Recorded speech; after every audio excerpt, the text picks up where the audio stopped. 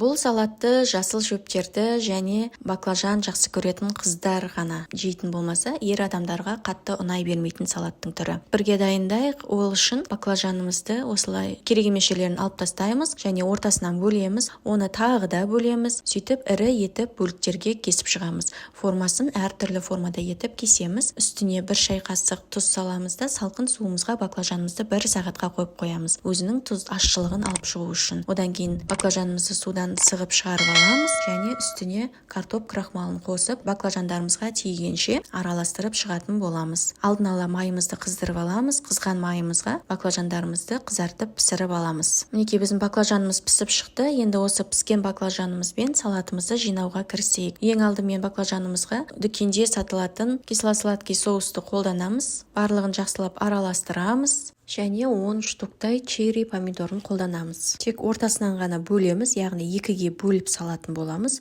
Барлығын жақсылап бірге қосып араластырамыз. Одан кейін дайын осындай дүкеннің арнайы салаттар жиынтығы бар және ішінде осындай соус болады. Өзінің соусымен барлығын жақсылап араластырып аламыз. Ал егер сіздерде жоқ болса, дүкеннен осындай кез келген салат жапырақтарын алып пайдаланып, үстіне бөлек ыдыста тұрған баклажандарымызды араластырып аламыз. Барлығын бірге араластырамыз. Осындай оңай салаттардың рецептісін жіберіп алмас үшін каналыма тіркелуді ұмытып кетпеңіз. Одан кейін тәрелкемізге салып орналастырамыз. Бұл салаттан көп тәрелке шығады. Мендегі тәрелкенің көлемі өте үлкен, сондықтан тек бір жерге ғана қойып жатырмын. Осы салаттың үстіне творожный сыр қоссаңыздар да болады және кунжутпен әсемдеп дастарханға ұсына беріңіздер. Сіздер де жасап көріңіздер, ас болсын.